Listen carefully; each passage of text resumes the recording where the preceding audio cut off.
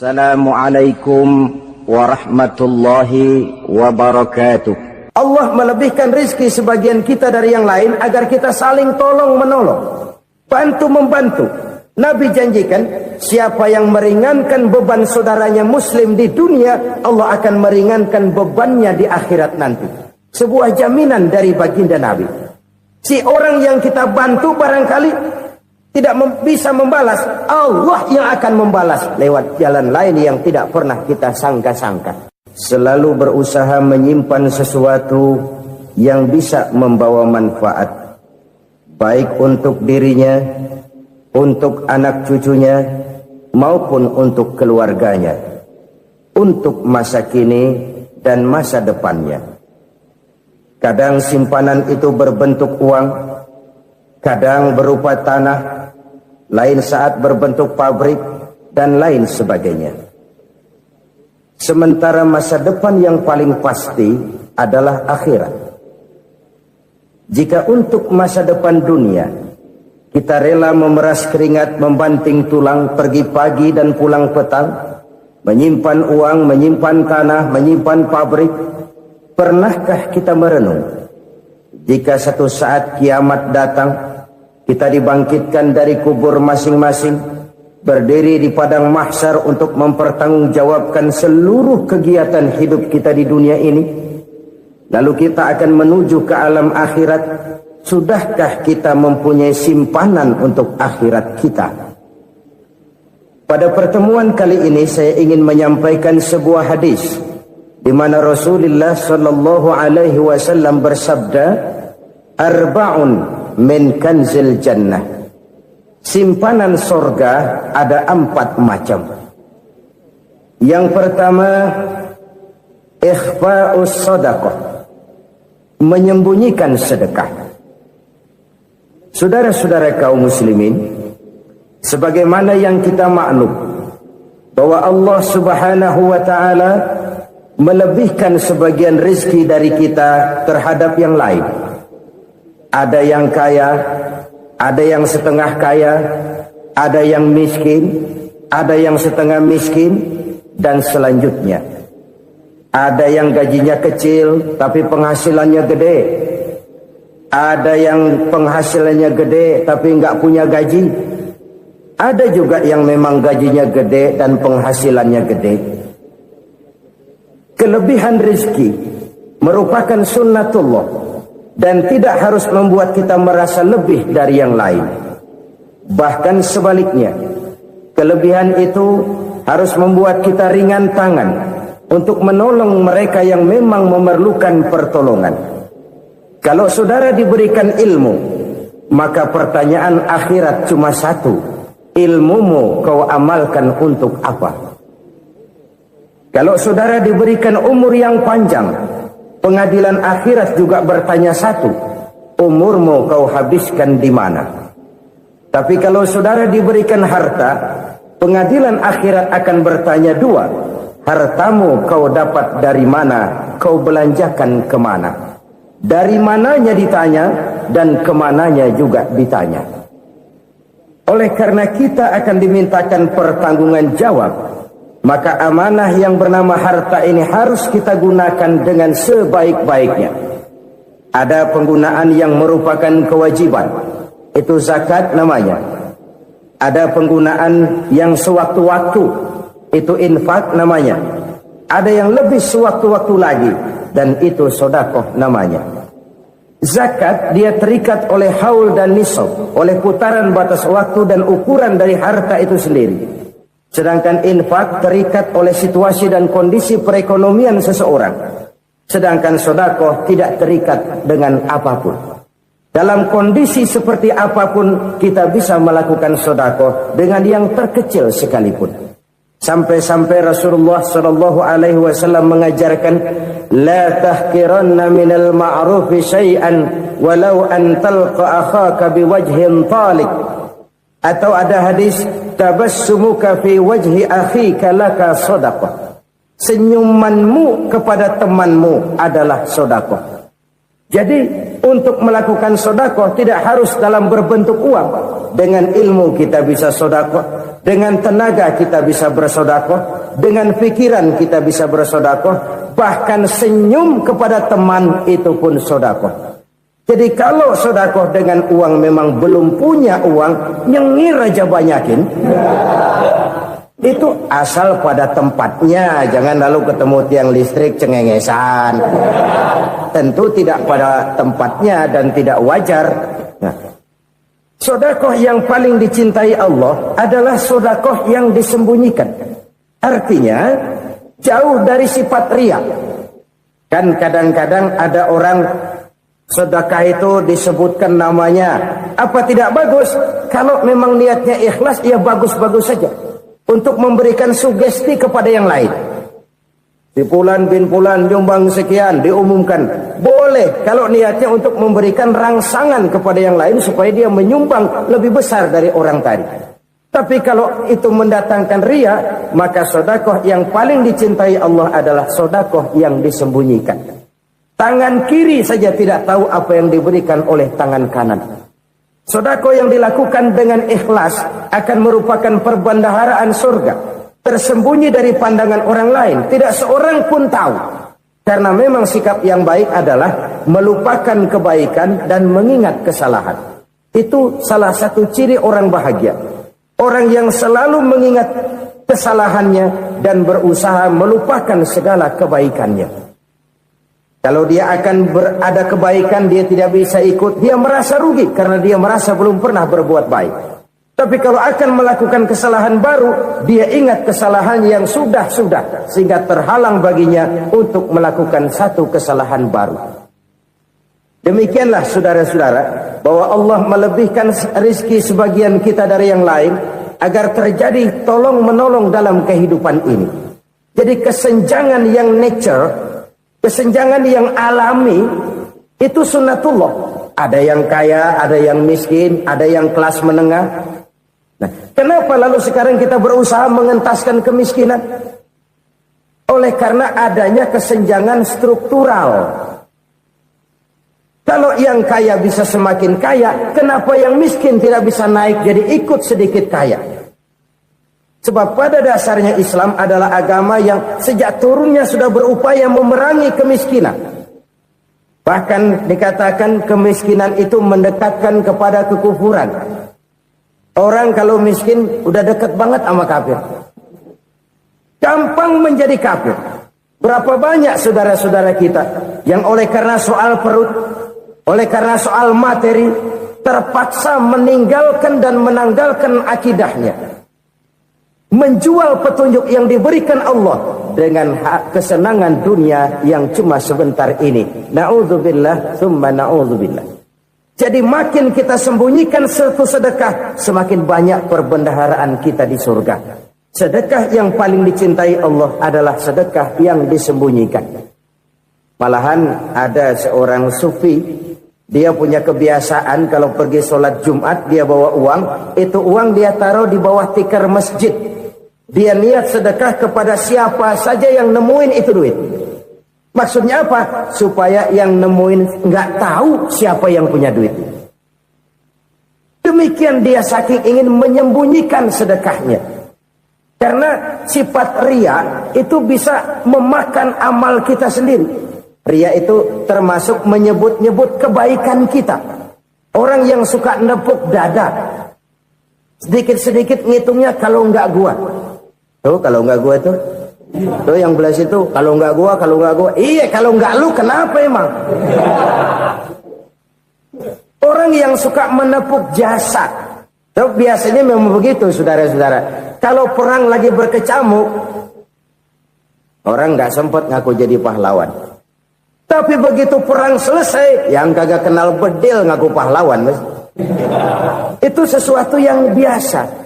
Oleh karenanya, orang-orang yang ikhlas dalam bersedekah, disembunyikannya sedekah itu, Allah cinta betul. Malahan ada hadis memberikan jaminan, inna sedaqatal mar'il muslimi tazidu fil umri wa tadfa'u mitatas su'i. Sesungguhnya sedekahnya seorang mukmin tazidu fil umri, bisa menambah umur panjang. Wa tadfa'u mitatas su'i, dan menyelamatkan manusia dari mati secara su'ul khatimah. Jadi siapa yang kepengen panjang umur, banyaklah sedekah. Yang bosan hidup, pelit terus. Sedekah menambah panjang umur dan menyelamatkan manusia dari mati secara su'ul khatimah. Pak, katanya umur itu nggak bisa ditambah, nggak bisa dikurangin. Kapan? Kalau ajal sudah datang. Fa idza jaa ajaluhum la yastakhiruna sa'atan wa la yastaqdimun. Kalau ajal datang tidak bisa dimajukan, tidak bisa dimundurkan. Itu kalau ajal sudah datang. Tidak bisa lagi umur ditambah dikurangi, sudah datang. Tapi kalau belum datang, itu kan haknya Allah. Mau ditambah, mau dikurangi, hak prerogatif Allah. Sebagai pencipta manusia, Allah maha kuasa dan maha mampu. Sedekah ini menambah panjang umur dan menyelamatkan manusia dari mati secara su'ul khatimah. Itu orang mati kan sama ya, kondisinya mati, nggak nafas.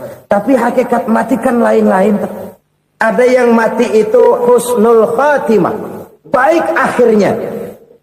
Misalnya lagi ngaji mati, lagi sholat mati, lagi sedekah mati. Ini yang dinamakan dengan husnul khatimah, baik di akhirnya.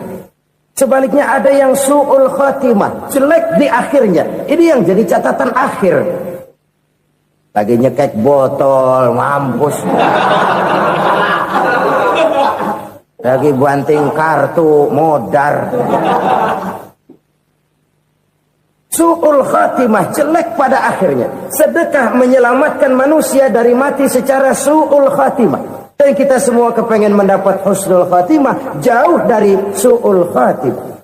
Oleh sebab itu yang bisa menyelamatkan kita dari penyakit itu antara lain adalah sedekah yang disembunyikan, yang dikerjakan dengan ikhlas karena Allah, tidak karena kepengen dipuji orang, tidak karena ingin dikatakan orang pemurah. Sebab orang dermawan itu orang yang memberi tanpa harus diminta.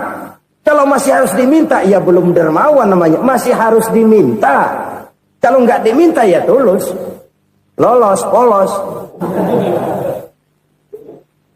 Saudara-saudara kaum muslimin rahimakumullah. Harta adalah amanat dan akan kita pertanggungjawabkan. Allah melebihkan rizki sebagian kita dari yang lain agar kita saling tolong menolong, bantu membantu.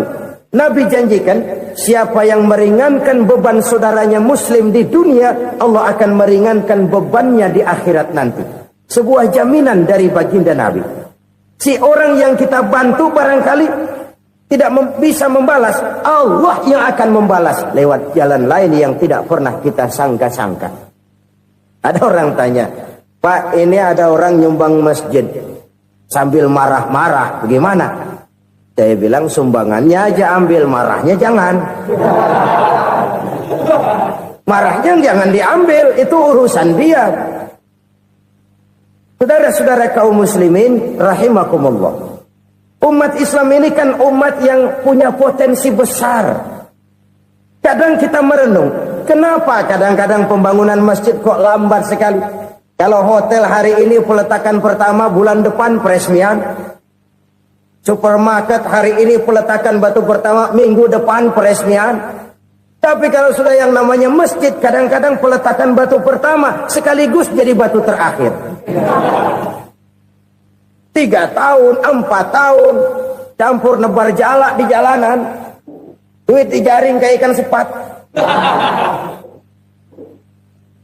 Apa tidak ada orang Islam yang kaya? Banyak. Apa tidak ada pengusaha muslim yang jadi konglomerat? Ada. Lalu yang belum banyak itu yang komit terhadap nilai-nilai agamanya. Akhirnya kita jatuh jadi umat yang lemah. Belum ada pengusaha konglomerat muslim buka pabrik supermi cap beduk misalnya umpamanya atau pabrik kecap cap sorban supaya identitas keislamannya sedikit kelihatan. Kita jatuh jadi umat yang lemah karena potensi tidak terinventarisir dengan baik. Kita ini ibarat kompor yang cuma matengin nasi orang lain. Potensi kita dimanfaatkan oleh orang lain. Ukhuwah Islamiyah kita baru terbatas kepada silaturahmi. Ukhuwah di bidang ekonomi kita lemah, ukhuwah di bidang kebudayaan kita lemah, apalagi ukhuwah di bidang politik kita lebih rapuh lagi. Padahal ukhuwah itu adalah totalitas kehidupan manusia, menyangkut ipolek sosbud, memerlukan nilai-nilai ukhuwah. Jadi oleh karena itu mari kita menyadari, di dalam harta kita, walaupun kita yang cari, pergi pagi, pulang sore, peras keringat, banting tulang, di sana ada harta anak yatim. Di sana ada hak masjid. Di sana ada hak pesantren. Di sana ada hak jihad. Berbahagialah seseorang apabila dia oleh Allah dijadikan keran. Keran itu menyimpan air, tapi tidak untuk dirinya, tapi disalurkannya kepada mereka yang memang memerlukannya. Saudara-saudara kaum muslimin rahimakumullah, ini yang pertama. Jadi perbendaharaan surga adalah menyembunyikan sedekah. Orang lain nggak tahu, kita pun nggak pernah ngitung-ngitung. Kita anggap lewat begitu saja, padahal itu deposit akhirat. Satu. Yang kedua, perbendaharaan surga itu apa? Wa kitmanul musibah, menyembunyikan kesulitan. Kadang orang takut menghadapi kesulitan. Tapi makin kita merenung, hidup ini kan sebenarnya urusan. Takut sama urusan, ya jangan hidup. Tandanya orang hidup itu kalau punya urusan. Urusan melupakan problem. Problem sering menimbulkan kesulitan. Kesulitan bukan untuk ditakuti, tapi untuk diatasi dan dicarikan jalan keluarnya. Siapa sih orangnya yang nggak pernah sulit-sulit? Makin tinggi status sosialnya, makin gede urusannya. Makin tinggi kualitas imannya, makin berat tingkat kesulitannya. Cuma memang yang namanya enak itu seperti pelangi. Biang lala itu nggak pernah di atas kepala kita, di atas kepala orang melulu. Lo sih enak lo, kata kita. Dia juga bilang, yang enak kan lo. Pelangi itu nggak pernah di atas kepala kita. Kata tukang beca, aduh enak ya naik Mercy. Kata tukang beca, apa yang di dalam mobil Mercy? Aduh enak bener tukang beca, di jok ngeringkuk ngorok pulas bener. Saya kamar pakai AC, sejuk, tempat tidur sutra, empuk, alga, spring bed, kulak kulik, nggak bisa pulas kalau belum minum Valium, belum tidur. Enak bener tukang beca, di jok ngorok nggak tahu wetan kulon. Si tukang beca bilang yang di Mercy enak, yang di Mercy bilang tukang beca enak. Inilah enak, nggak pernah di atas kepala kita, di atas kepala orang lain melulu enak itu. Nah, saudara-saudara, yang merupakan perbendaharaan surga itu orang yang bisa menyembunyikan kesulitan, baik pribadi ataupun rumah tangga. Nih terutama rumah tangga yang jadi soalnya. Kadang-kadang kita ini kalau senang, sebaliknya kalau senang kita diam, kalem aja, cuek. Banyak banget duit kita bawaan, diam aja udah. Malah ketemu orang takut. Tapi begitu susah, sekampung tahu. Padahal Nabi mengajarkan perbendaharaan surga itu menyembunyikan musibah, menyembunyikan kesulitan. Kalau enak, cerita sama orang-orang. Kalau nggak enak, rasain sendiri, tekan sendiri, atasin sendiri. Kita kan sebaliknya. Tenang kita diam, asal lagi susah, paling tidak kita nyari teman buat cerita kesusahan. Siapa orangnya yang nggak pernah susah? Cuma soalnya bagaimana kita mengatasi kesusahan itu sendiri. Begitu juga misalnya kalau orang sudah berumah tangga, itu orang tuanya harus menjadi tempat dia cerita yang enak-enak saja. Yang nggak enak rasain berdua, selesaikan berdua, atasin berdua. Jangan dibalik. Asal senang diam, giliran susah saja. Maknya laporan. Terbalik. Bisa menjaga security informasi. Maka nama bayam keluar diam, malah seluitan. Enak amat lo makan daging ayam. Security informasi. Saudara-saudara kaum muslimin rahimakumullah. Ujian yang terberat itu yang pernah diberikan kepada para nabi, para rasul, para aulia, para ulama, makin tinggi keimanan, makin berat bentuk kesulitan. Ayo saya kemukakan satu contoh saja. Ada seorang nabi yang kaya, nabi kaya, namanya Nabi Ayub. Iblis kalau orang begini kan keki,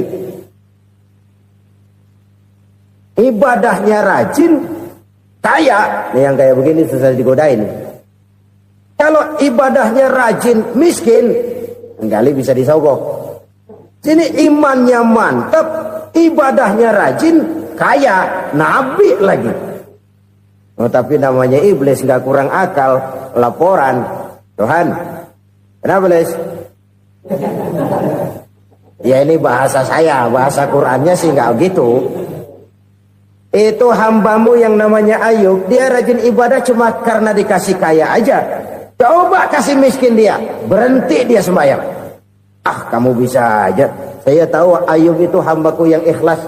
Saya buktiin Tuhan, silahkan. Dibuktiin lah, iblis turun ke alamin. Yang mula-mula dia lakukan, dia rusak sawah ladang Nabi Ayub. Dia binasakan binatang ternak Nabi Ayub. Sehingga dalam waktu singkat, jatuhlah Nabi Ayub dari orang paling kaya, jadi orang paling miskin. Beliau masih ibadah di mihrab dalam masjid. Datang iblis. Saudara Ayub, ya. Lagi ngapain? Ibadah. Nyembah Allah, nyembah Allah. Oh, percuma. Kenapa? Tuhan yang ente sembah nih, dia udah bikin miskin ente. Sawah ladang ente hancur lebur, binatang ternak binasa. Sekarang ente jadi orang paling miskin. Ngapain nyembah Tuhan kayak begitu? Tekor. Udah berhenti dah ibadah, berhenti ibadah. Ini iblis sama Tuhan laporannya lain, yang dikerjakan kepada Nabi Ayub juga lain. Benar begitu iblis kata Nabi Ayub? Iya, sawah ladang saya habis buras, binatang ternak saya binasa, binasa. Saya miskin, bangpak. Apa jawab Nabi Ayub? Bukan innalillahi, ya ini hebat. Alhamdulillahillazi a'tani wa akhza minni. Segala puji bagi Allah yang telah memberikan harta kepada saya dan sekarang mengambilnya lagi. Alhamdulillah. Allah yang ngasih, Allah yang ambil. Itu mah urusan Allah. Iblis cuman ibadah jalan terus, sujud lagi Nabi Ayub. Iblis seleher gondok banget. Dasar Nabi nggak mempan dia apa-apain. Miskin malah alhamdulillah. Allah yang ngasih, Allah yang ambil. Jadi kalau kita tidak komit, kita tidak terikat kepada kaya, miskin, senang, susah, apa yang bisa bikin kita susah? Jadikan kekayaan, kemiskinan, jadikan senang, susah sebagai anak buah yang bisa kita atur. Jangan kekayaan ngatur kita, jangan kemiskinan ngatur kita. Kita yang harus mengatur mereka. Senang, susah, kaya, miskin, bahagia, sengsara, jadikan itu anak buah yang bisa kita atur. Kalau sekarang kita kaya, lain saat boleh jadi kita miskin, semiskin-miskinnya. Allah yang ngasih, Allah yang ambil. Tenaga mana yang bisa menghalangi? Ibadah jalan terus. Iblis makin gondok. Dasar Nabi loh. Akhirnya apa? Nabi Ayub dikerjain, diberikan penyakit. Demikian fatal penyakitnya. Bayangin, udah miskin sakit. Masya Allah. Miskin sakit. Sakitnya nggak lama, kira-kira 16 tahun. Istrinya 3, 2 mental minta ceraiin. Ngerawatin laki bengek begini. Senang belum tentu, susah udah pasti nih. Cerai aja, cerai dah. Cerai. Tinggal satu Siti Rahmah yang setia menemani beliau. Sesetia-setianya hati perempuan. Satu saat Siti Rahmah bilang, "Bang, iya, abang kan Nabi bang. Lalu, namanya Nabi kan doanya jarang meleset bang. Maksud kamu minta kenapa sih sama Tuhan biar abang sembuh baik dah bang?" Siti Rahmah, iya. Saya sakit berapa tahun sih dah? 16 tahun bang. Sebelum ini saya sehat berapa tahun? Ya kira-kira 60 tahun bang. Nah coba ente banding-bandingin Rahmah. Saya dikasih sehat 60 tahun. dikasih sakit 16 tahun, sudah nggak sabar, mau doa kepada Allah minta sembuh. Saya malu kepada Allah. Diuji dengan yang luar biasa seperti ini, tidak mengganggu stabilitas kehambaannya. Dia tetap menghamba kepada Allah Subhanahu wa ta'ala. Saudara-saudara kaum muslimin rahimakumullah, kunci menghadapi kesulitan itu apa? Allah jelaskan dalam satu ayat, wa basyiris sabirin alladzina iza asabathum musibah qalu inna lillahi wa inna ilaihi raji'un. Gembirakan orang-orang yang sabar. Siapa mereka itu? Yang apabila mendapat musibah mereka kembali kepada keyakinan dasar, segalanya dari Allah dan segalanya akan kembali kepada Allah.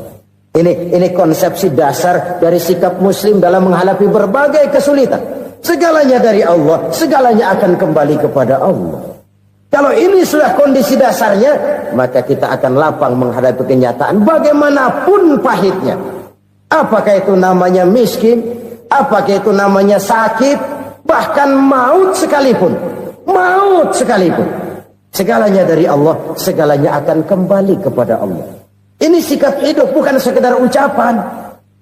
Kita kadang-kadang menjadikannya sebagai ucapan. Mulutnya sehingga berhenti, innalillahi wa inna ilaihi raji'un, tapi nangisnya terus gerung-gerungan. Bukan itu, ini kesadaran moral. Kalau segalanya dari Allah, segalanya kembali kepada Allah, kan sebenarnya cuma nunggu giliran. Hari ini saya nyembayangin dia, entah hari apa saya disembayangin orang. Hari ini saya antar dia ke kubur, entah hari apa orang nganterin saya ke kubur. Hari ini saya tahlilkan dia, entah nanti kapan orang tahlilkan saya. Segalanya dari Allah, segalanya akan kembali juga kepada Allah. Oleh sebab itu saudara-saudara, kesulitan bukan untuk ditakuti. Kesulitan justru untuk diatasi, dicarikan jalan keluarnya. Dan tidak ada orang yang tidak pernah mendapat kesulitan. Tidak ada. Semakin tinggi status sosial, semakin tinggi kualitas keimanan, semakin besar juga tingkat kesulitan. Hanya saja bagaimana cara kita mengatasinya. Dan Al-Quran menyatakan, inna ma'al usri yusra. Di balik kesulitan itu pasti ada kemudahan. Roda itu berputar. Karena itu Rasulullah sallallahu alaihi wasallam mengingatkan kepada kita, ta'arraf ilallahi firraha ya'rifka fisyiddah. Ingatlah kepada Allah di waktu kamu senang, supaya Allah ingat kepada kamu di waktu kamu susah. Kalau waktu senang kita ingat kepada Allah, kita susah, Allah tidak akan meninggalkan kita.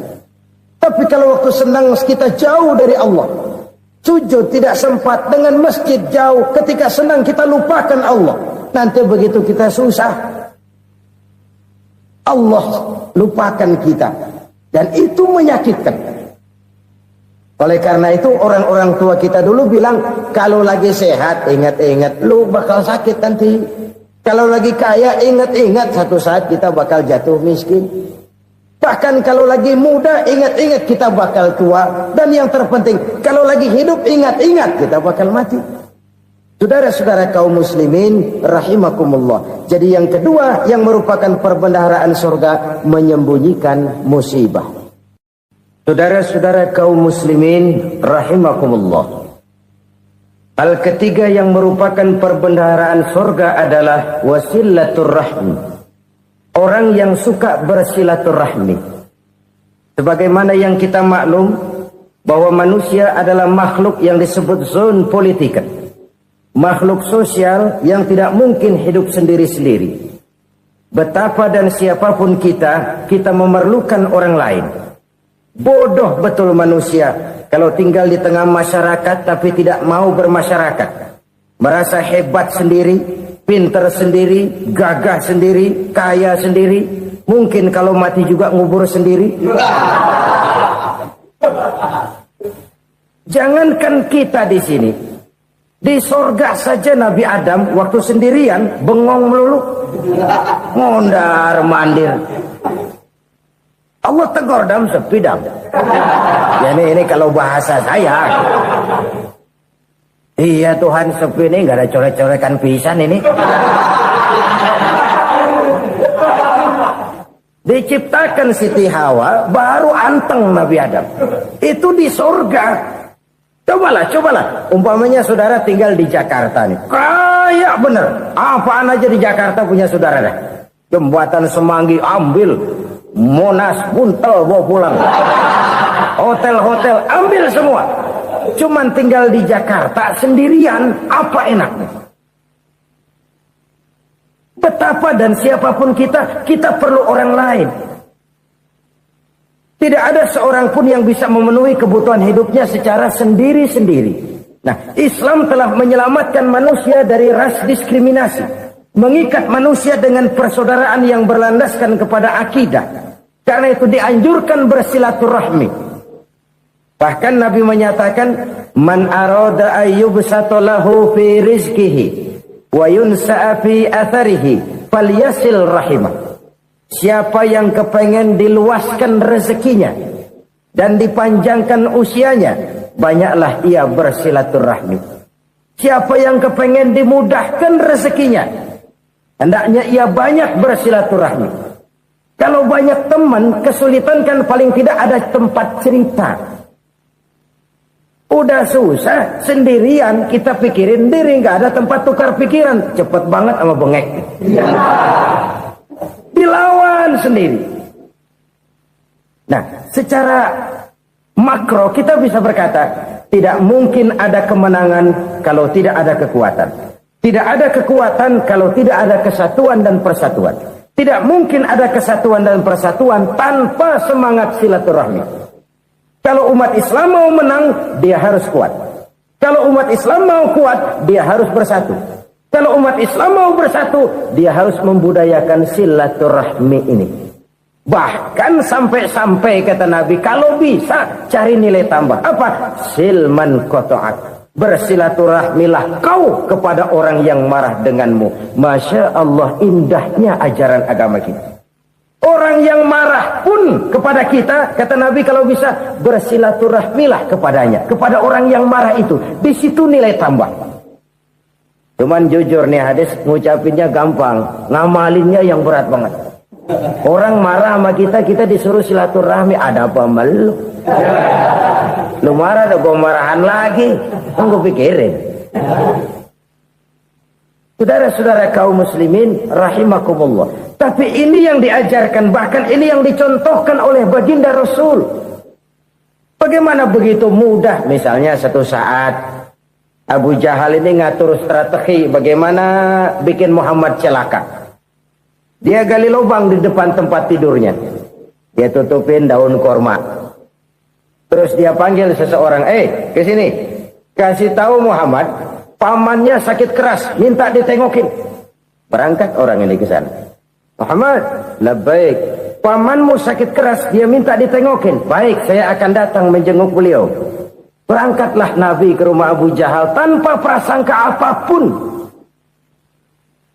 Abu Jahal udah pasang setil, selimut 3 rangkap setengah dipakai, persis kayak orang meriang. Tapi sembari ngintip dari balik selimut, begitu Muhammad buka pintu, nah masuk perangkap nih. Muhammad jalan menuju tempat pembaringan. Makin lama makin dekat, makin lama makin dekat, makin dekat ke lubang yang dipasang oleh Abu Jahal itu. Dalam hati Abu Jahal, terus dah jatuh, mampus dah lo ini. Mampus lo hari ini nih. Apa yang terjadi? Malaikat Jibril datang. Muhammad, pamanmu cuma pura-pura sakit. Di depan tempat tidurnya ada lubang perangkap supaya kamu jatuh ke situ. Sudah, kamu pulang. Balik kanan Nabi. Sudah hampir jatuh ke lubang, balik kanan, pulang. Bayangin kecewanya Abu Jahal. Muhammad dikit lagi. Enggak paman, saya pulang aja. Emosi bangun dari tempat tidur, enggak sadar kalau lagi pura-pura sakit. Lompat ngejar Nabi, dia lupa dengan lubang yang dia gali. Pusrak, nyemplung sendiri ke dalam lubang.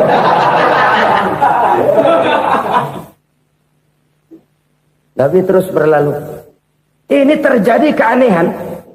Jatuh ke lubang yang dia gali itu sebenarnya nggak terlalu dalam ya, antara 3-4 meteran lah.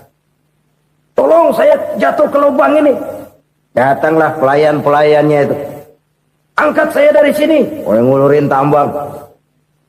1 gulung, belum juga nyampe itu tambah. Kurang beli lagi ke warung.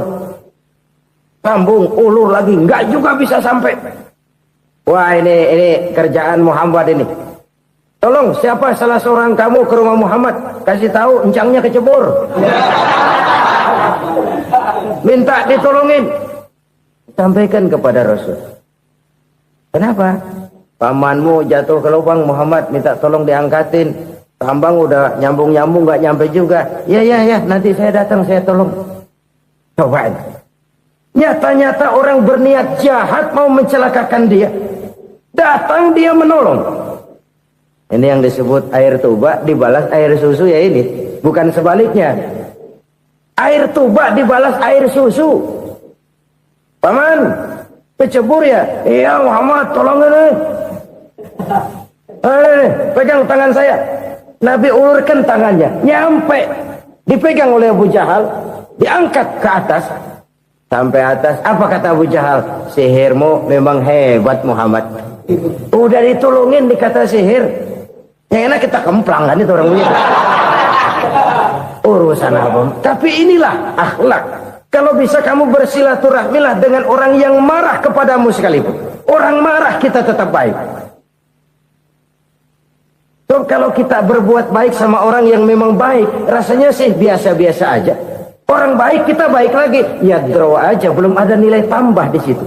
Baru ada nilai tambah kalau kita bisa berbuat baik kepada orang yang nyakitin kita. Itu namanya kita setingkat di atas dia. Dia sakitin kita, kita berbuat baik sama dia. Dia pelit sama kita, kita baik sama dia. Dia marahin kita, kita deketin dia. Di situ kita punya nilai tambah. Jadi siapa yang ingin diluaskan rezekinya kata Nabi dan dipanjangkan umurnya, hendaklah ia banyak-banyak bersilaturahmi. Sederhana sebenarnya silaturahmi, tapi silaturahmi membangkitkan semangat kesatuan dan persatuan. Kesatuan dan persatuan melahirkan kekuatan. Dalam matematika 1 ditambah 1 pasti 2. Tapi di tengah masyarakat 1 orang takut ditambah 1 orang takut, hasilnya jadi 2 orang setengah berani. Kenapa setengah berani? Karena udah berdua. Tadi pan takut sendirian. Kalau dia kumpul turu-turu takutlah jadi berani. Kita yang lemah, kita yang tidak berdaya, kita yang miskin, kalau mau kompak bersatu, apa yang nggak bisa kita kerjain? Apalagi tinggal di kota besar, pilihan cuma 2. Bertahan atau minggir. Bertahan atau minggir. Untuk bisa bertahan harus mampu bersaing. Untuk mampu bersaing harus punya keahlian. Keahlian harus ditunjang dengan pendidikan. Ditambah oleh kekompakan sebagai umat. Udah miskin mencar mulu, orang injak kita. Orang nggak pandang urusan apa malu. Oleh karena itu silaturahmi pada hakikatnya merupakan roh dari ukhuwah yang diajarkan oleh agama kita. Bagaimana Islam menyelamatkan masyarakat manusia dari ras diskriminasi, mengikat manusia, dan tidak ada persaudaraan yang lebih indah selain persaudaraan yang diikat dengan nilai-nilai akidah. Sepanjang orang di jalan Allah, itulah saudara kita. Keluar dia dari jalan Allah, selesailah persaudaraan sampai di situ. Karena itu, kalau ingin menyimpan sesuatu di surga, banyaklah bersilaturahmi. Datang ke rumah ini, datang ke rumah itu, dan lain sebagainya. Itu simpanan kita di akhirat nanti. Ini yang ketiga. Saudara-saudara, yang keempat, perbendaharaan surga itu apa? Wa qawlu la hawla wa la quwwata illa billah. Ucapan la hawla wa la quwwata illa billah. Ibadah kan ada yang berat, modalnya besar. Bangun masjid berat, modalnya besar. Bangun rumah sakit berat, modalnya besar.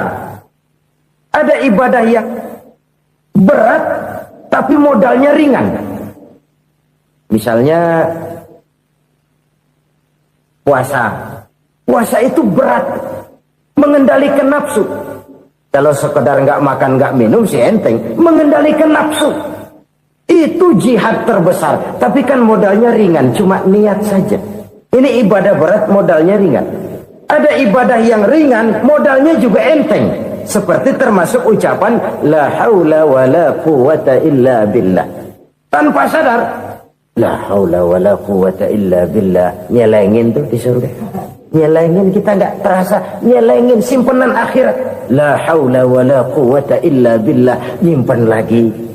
Kaget. La haula wala quwata illa billah. Nyimpan lagi. Banyak simpenan. Walaupun sebenarnya yang dimaksud di sini adalah kesadaran batin. Bahwa tidak ada daya dan kekuatan kecuali Allah. Itu intinya. Kita memulai pekerjaan disunahkan baca bismillah, kan begitu? Apa itu? Kesadaran moral. Bahwa ini saya bisa kerjakan. Saya kerjakan ini dengan menyebut nama Allah. Kenapa? Kalau Allah tidak memberikan daya dan kekuatan, mana mampu saya kerjakan ini. Maka saya kerjakan ini dengan menyebut nama Allah. Bismillah. Kesadaran moral. Manusia hanya wajib berusaha, tapi nggak pernah wajib berhasil. Banyak hal-hal yang kalau kita renungkan secara rasio nggak mungkin, tapi jadi kenyataan. La haula wala quwata illa billah. Tidak ada daya dan kekuatan kecuali bagi Allah semata-mata. Kesadaran moral akan kelemahan dan keterbatasan makhluk bernama manusia. Kadang kita kagum dengan otak, tapi kita sering lupa sama yang bikin otak. Padahal bagaimanapun hebatnya otak, yang bikin otak pasti lebih hebat dari otak. Nggak percaya, silahkan otak-otakan. Inilah kecenderungan. Kita kagum dengan pesawat-pesawat mutakhir, bukan main besi gede banget terbang itu. Alangkah hebatnya. Lalu apa yang bikin otak tidak lebih hebat dari itu semua? Kita puji laut. Apa yang bikin laut tidak lebih hebat dari laut itu? La haula wa la quwata illa billah. Tidak ada daya dan kekuatan kecuali Allah. Apa yang bisa kita lakukan? Kalau tidak karena daya dan kemampuan yang diberikan oleh Allah kepada kita. Lahirlah sikap tawadu, rendah hati. Tidak melonjak menjadi angkuh dan sombong. Sadar akan kelemahan dan keterbatasan diri. Sebagai makhluk yang diciptakan oleh Allah subhanahu wa ta'ala. Jadi satu sisi ini ucapan yang berpahala, la haula, jadi wiridan. Pada sisi lain ini kesadaran moral, sikap mental, kesadaran batin. Bahwa yang punya daya dan kekuatan itu cuma Allah. Kita nggak pantas untuk sombong. Sebab sombong itu pakaiannya Allah. Kita nggak sedang pakai pakaian Allah, kegedean. Dan makin kita renungi, makin terbentur. Apa sih yang bisa kita sombongin? Kita mau sombong apa? Kaya? Pintar? Itu kan semua relatif. Di atas langit masih ada langit lagi. Jadi oleh karenanya, marilah kita menyadari. Manusia hanya wajib berusaha, tapi tidak pernah wajib berhasil. Yang berusaha saja tidak wajib berhasil, apalagi yang tidak berusaha. Islam bukan agama orang pemalas yang selesai sholat lalu endelohom, enggelenggem ayem-ayem. Tapi Islam bukan agama orang sombong yang setelah berusaha lalu tidak memerlukan Allah. Kita bisa saja bikin proyeksi, tahun sekian kita bakal panen besar menurut perhitungan otak. Tapi ada kejadian lain. Apa? Tikus ngambek. Habis itu dimakanin tikus, panen gagal. Proyeksi rasional gagal oleh tikus-tikus yang ngambek itu. Bisa saja terjadi. Tahun depan kita panen besar, urung. Kenapa? Musim panas panjang. Dan sekarang ini koran-koran bikin berita musim mengalami penyelewengan. Bukan cuma manusia yang nyeleweng sekarang. Musim pakai nyeleweng. Mestinya kan musim hujan udah selesai. Masih hujan-hujan juga. Musim. Nah sekarang kita boleh bikin proyeksi. Kita bakal panen besar. Tahu-tahu musim panas panjang. Sawah retak, air kering. Cari teknokrat yang paling botak. Suruh pendekin tuh musim panas. La haula wa la quwata illa billah. Inilah kesadaran moral. Saudara, saya teringat satu saat ada seorang konglomerat. Umurnya ya kira-kira 70-an. Satu saat dia ditanya oleh wartawan, "Pak, umur Bapak berapa sih?" "Ya paling 10 tahun. 10 tahun. 10 tahun. Anak bapak berapa orang? Satu saja. Satu. Harta bapak berapa? Ya paling-paling bangsa 7 juta kali. 7 juta? Iya.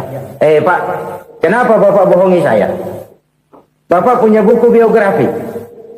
Koran-koran, majalah-majalah banyak memuat cerita riwayat hidup bapak. Saya tahu umur bapak 70. Kenapa bilang cuma 7 tahun? Saya tahu anak bapak 8. Kenapa cuma bilang 1? Saya tahu harta bapak miliaran, mungkin triliunan. Pabrik di mana-mana, bank di mana-mana. Kenapa bilang uang bapak cuma 7 juta? Nah, kata si konglomerat tadi, kamu benar nak, kamu benar. Umur saya kalau jumlahnya memang 70 nak. Cuman ingat-ingat saya, baru 7 tahun terakhir ini saya sujud. Baru 7 tahun terakhir ini saya berusaha dekat dengan Allah. Saya laksanakan perintahnya, saya jauhi larangannya.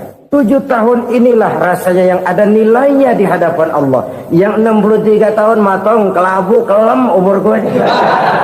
Habis untuk maksiat, untuk munkarat. Maka ketika ditanya tadi, umur saya 7 tahun itu. Oh begitu Pak. Oh iya. Lalu anak Pak. Anak bapak kan 8. Kenapa bilang cuma 1? Nah, kalau jumlah hitungannya memang anak saya 8. Tapi dari 8 orang ini rasanya cuma 1 nih. Yang bakal jadi buah hati, belahan jantung. Pelanjut cerita, penerus sejarah. Bakal jadi anak soleh yang akan mendoakan saya.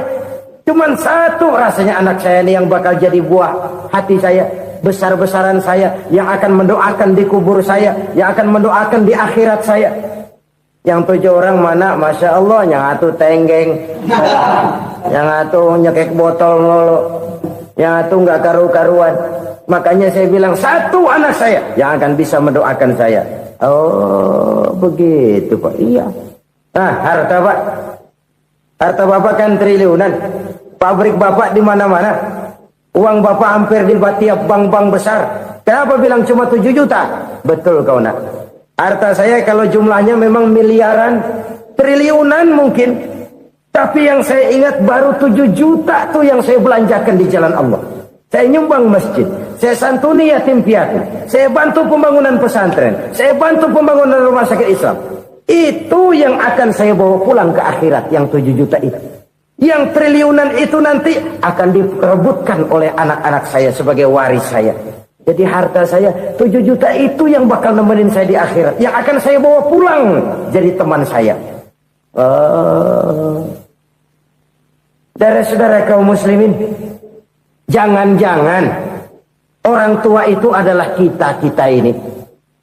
Jangan-jangan kita-kita ini adalah orang tua itu. Jangan-jangan itu potret dari diri kita masing-masing. Dari sekian umur yang diberikan Allah, berapa tahun yang ada nilainya di hadapan Allah?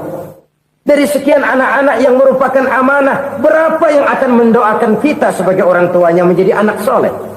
Dari sekian banyak harta yang diberikan Allah, berapa yang akan kita bawa pulang menghadapnya nanti, yang kita belanjakan di jalan Allah? Ini sebuah potret kehidupan. Karena itu kita kembali kepada la haula wa la quwwata illa billah. Kita wajib berusaha, kita wajib berikhtiar. Selebihnya, segala daya dan kekuatan hanya milik Allah saja semata-mata. Satu kesadaran batin dari setiap pribadi muslim. Setelah ia berusaha dan berikhtiar, ia menyerahkannya kepada Allah Subhanahu wa ta'ala. Jadi, satu sisi ini merupakan wiridan ucapan yang mengandung pahala. Pada sisi lain, ini merupakan sikap batin dari seorang muslim di dalam ia menghadapi realitas kehidupan ini. Saudara-saudara kaum muslimin, rahimakumullah. Kalau ini kita jadikan satu basis kehidupan, maka ini akan menyelamatkan manusia dari kemungkinan tergelincir menjadi orang yang lupa diri dan lupa darat. Sebab itu Imamul Ghazali berpesan, jadidis safinah fa innal bahra amiq wa khuziz zad fa inna safara ba'id wa khaffifil hamla fa innal hamla syadid. Perbarui selalu kapalmu karena lautan sangat dalam. Bawa bekal yang banyak karena perjalanan ini sangat jauh. Ringankan beban, karena kebanyakan beban akan menyakitkan. Alangkah indah kalimat ini, alangkah dalam makna yang terkandung di sana. Perbarui selalu kapalmu karena lautan sangat dalam. Apa artinya ini? Jaga mentalmu baik-baik. Pelihara imanmu baik-baik, karena hidup penuh cobaan seperti lautan. Kita kalau berlayar di lautan kan kadang-kadang tenang, angin bertiup sepoi-sepoi basah. Jika malam datang, bintang gemintang bertabur menghias cakrawala. Rembulan memantulkan sinarnya dengan indah. Dalam keadaan begitu berlayar enak.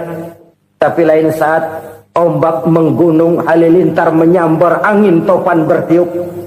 Berapa banyak sudah saudara-saudara kita yang tenggelam di lautan dunia tanpa sadar bahwa dia belum sampai kepada pantai yang akan dituju. Berapa banyak sudah saudara-saudara kita yang tenggelam di lautan dunia ini tanpa sempat bangkit lagi. Dia menyangka sudah sampai kepada tujuannya. Hati-hati kapal jangan sampai bocor karena lautan sangat dalam. Iman ini jaga baik-baik karena hidup penuh dengan ujian. Wa khuzizat fa inna safara ba'id. Bawa bekal yang banyak karena perjalanan sangat jauh. Saudara mau ke Bandung, bawa duit. Saudara mau ke Surabaya, banyakkan lagi duitnya. Saudara mau ke Mekah, gepokan, iketan tuh duit nggak lembaran lagi. Makin jauh perjalanan, makin banyak bekal yang harus kita bawa. Kalau saudara dari Jakarta mau ke Surabaya, kagak bawa duit berangkat juga, itu sih bukan berani namanya, nekat. Sampai Surabaya belum tentu, sengsara di jalan udah pasti. Kenapa? Nggak bawa bekal berangkat. Sama juga kita nih, misalnya belum sempat sembahyang, mati. Waduh, berani banget orang. Belum punya bekal, mati. Sengsara di jalan. Atau bekal tidak cukup. Dari Jakarta saudara mau ke Surabaya, bawa duit 500 perak. Paling jauh Cikampek nyampenya itu. Paling jauh itu. Antara jauhnya perjalanan dengan bekal yang saudara bawa tidak seimbang. Hidup ini perjalanan panjang. A walking tour. Dimulai dari alam arwah. Sebelum jasad diciptakan, roh diciptakan lebih dulu. Dari situ pindah ke alam rahim. Dari alam rahim pindah ke alam dunia. Dari alam dunia pindah ke alam barzah. Baru menuju akhirat. Satu perjalanan panjang. Kalau bekal tidak bawa, sengsara di jalan. Bawa bekal yang banyak karena perjalanan ini sangat jauh. Wa khaffifil hamla, ringankan beban karena beban itu cuma akan menyulitkan. Kalau bekal itu sih keperluan, tapi beban nggak kita perluin, cuma ngeberat-beratin. Apa ini beban? Dosa. Kecurangan, kebatilan, kesoliman, ketidakadilan, kesewenang-wenangan. Itu akan jadi beban kita di akhirat. Alangkah celakanya, perjalanan panjang, bekal tidak bawa, beban kelewat banyak. Alamat sengsara di jalan. Pahala tidak ada, dosa berlipat ganda. Na'udzubillah, summa na'udzubillah. Kalau kita rangkum nasihat Al-Ghazali dengan kisah si konglomerat tadi, kita akan mengambil kesimpulan. Pertama, bekal terbaik dalam menghadapi gejolak kehidupan ini tidak lain adalah iman. Yang kedua, pahala dan dosa. Dua hal kontroversial. Pahala adalah bekal, dosa adalah beban. Tapi kita sekarang kan tidak begitu terangsang kepada yang abstrak. Orang berlomba mencari yang konkret-konkret saja. Yang real. Kalau memang dosa, benjol dong. Kira-kira begitu. Kira-kira begitu. Persis orang Yahudi dulu. Orang Yahudi itu kan pernah minta kepada Nabi Musa. Ya Musa, lan nu'mina laka hatta narallaha jahrah. Musa, kami nggak bakal mau beriman kepada Allah kalau belum kami lihat Allah ada nongkrong di depan kami. Kalau memang Tuhan ada, taruh dong di depan kami. Mau yang konkret-konkret saja. Kalau memang dosa, benjol dong. Kalau memang pahala, berasa dong. Orang terangsang kepada yang real, yang konkret-konkret saja. Karena itu untuk mengejar dosa orang mau bayar. Tapi untuk mengejar pahala walaupun tidak bayar orang segan. Ini yang dikatakan oleh Nabi. Kamu mengharapkan ke surga tapi kamu berat melaksanakan sesuatu yang bisa membawa kamu ke surga. Kamu ingin jauh dari neraka tapi tiap saat kamu lakukan perbuatan-perbuatan yang justru menjerumuskan kamu ke neraka. Idda'aitum an-najata minan nar wa ramaitum fiha anfusakum. Kamu ingin selamat dari neraka, tapi kamu lemparkan diri kamu ke neraka. Kamu ingin masuk surga, tapi berat sekali kamu melakukan perbuatan-perbuatan yang bisa menyampaikan kamu di surga. Saudara-saudara kaum muslimin rahimakumullah. Jadi hal keempat yang merupakan perbendaharaan surga adalah la haula wa la quwwata illa billah. Satu sisi ini merupakan ucapan yang memperberat timbangan akhirat. Pada sisi lain ini merupakan sikap hidup seorang muslim. Kesadaran batin yang sangat dalam. Bahwa tidak ada daya dan kekuatan kecuali Allah. Dan itu kita simbolkan pada saat memulai pekerjaan dengan Bismillah. Dengan menyebut nama Allah. Satu kesadaran moral. Saya hanya bisa melakukan ini karena diberikan daya dan kekuatan oleh Allah. Lahirlah sikap tawadu, rendah hati, tidak melonjak menjadi angkuh dan sombong. Apa? Nah, berapa kan bu?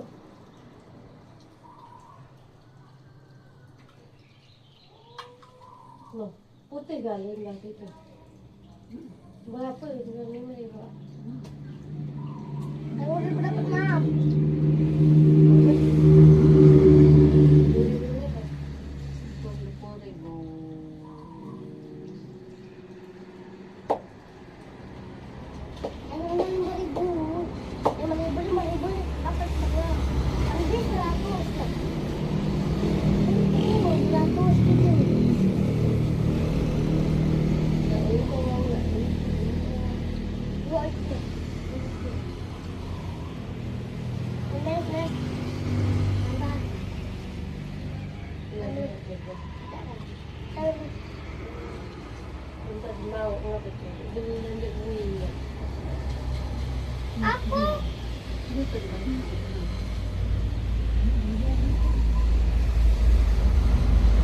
Aku dari tadi dulu ya.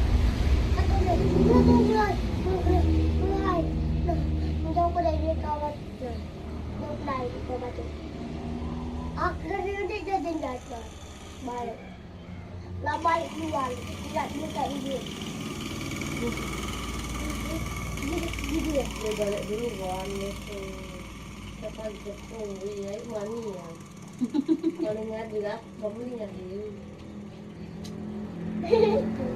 Ayok mani yan.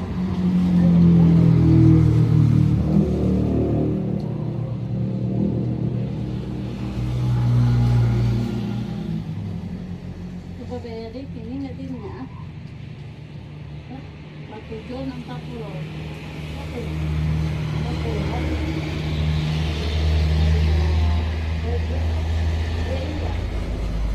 Naman dito dahil bang. Dito. Pwede nito dia. Nagkabisa niya na. Kabujan. Nasunatin na. Bukan, di pa kinari ini. Lumat. At bukan na lumat. Besoknya lagi. Ah, ini mundo saja. Kata nak, lumat besok lagi. Ito siya. Oh. Enggak kita ngomongin aku dapat janji. Udah lagi. Mau ulang dulu. Enggak, kan udah janji. Nanti nggak Jumat. Aku Jumat, besok lagi untuk pulang. Ngandas mana? Jangan ngandas mana? Patandiyanya. Ini siapa? Tebu kami Jumat. Harus ngambil apa? Ayo nih. Tebu kami Jumat. Satu.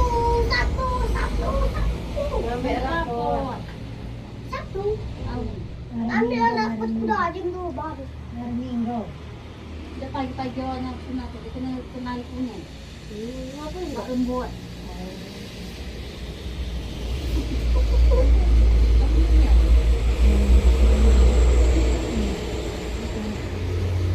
Nah, bagian Kedaran jadi masih mana ya?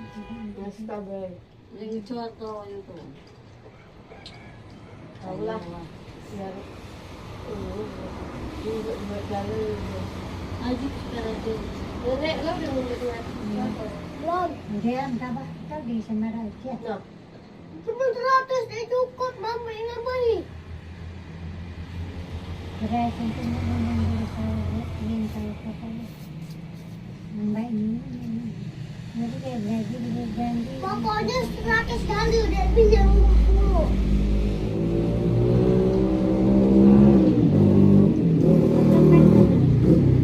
Walaupun tetap 100. Gak beremat. ada apa ya?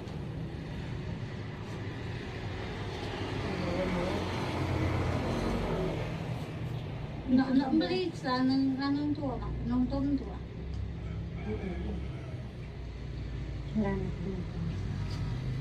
Mangkok. Mangkok ini persen. Bobot atau mak. Tanya mangkuk itu. Atau Jadi raja Alfred. Makan. Amika. dia kena minum banyak-banyak. Kambing dia kena gatal. Telur makan Makan tuh makan sayuran sambal, tempe. Apa dia? Ikan. Ikan apa? Dah makan pedas, buat pedas.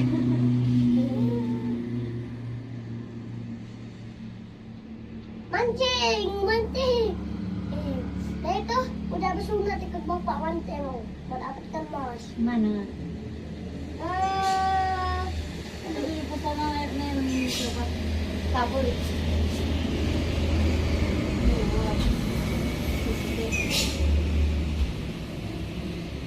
Pokoknya nak balik kanan tu.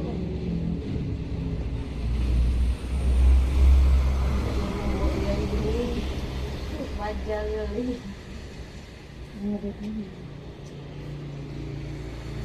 Sebenarnya lah mungkin sore aja orang telepon ke kawan.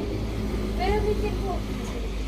Aja pertama aku dia jawab ngomong telepon ni kakak ni nang kuat. HP nak kakak kawan. Tadi ni sikit. Duk bang, aja ni segini dia seguas. Besar ada tadi. Allah. Pasti aku. Tapi kalau pula bujang, kami lagi main. Tapi main kata apa? Apa itu? Mantap, dengan anak kecil. Mainan anak kecil. dan siap di sini. Kalau enggak aku pesenin aja baju lagi ya. Baju apa?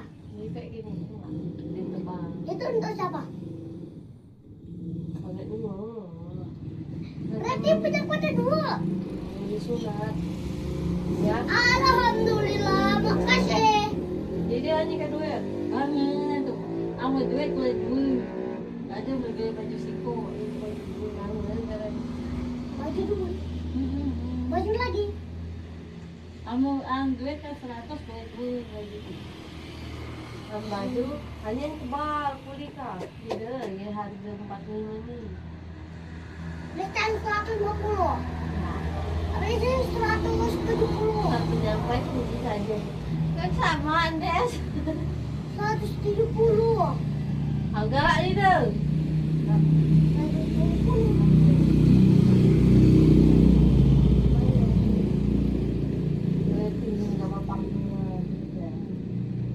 Nanti juga jangan aku. Jangan aku. Biasa Alfi. Video nomor 2. Kat cuma jangan.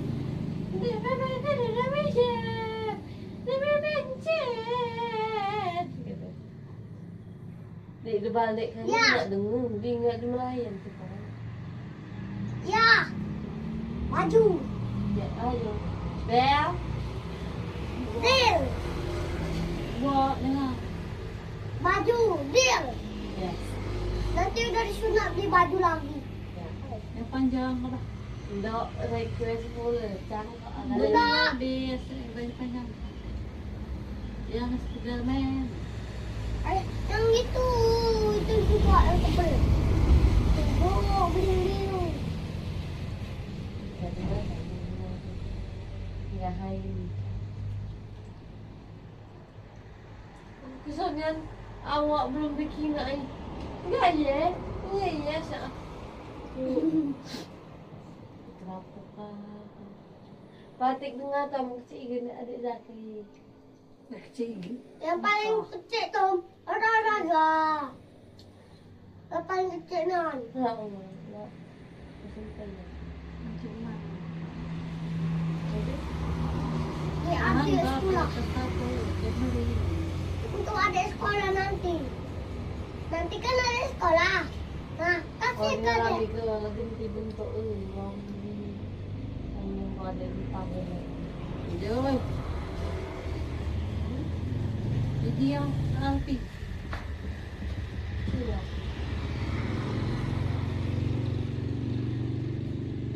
Beli baju dulu. Nah, Shopee.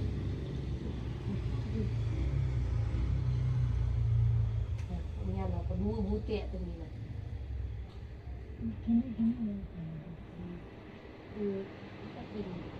Yo, teki.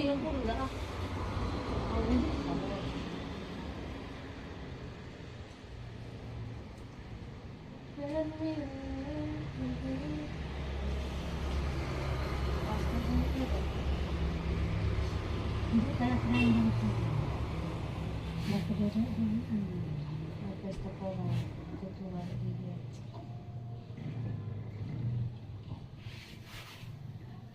Udah dipatahin, ayo nih. Lihat, Ini kalau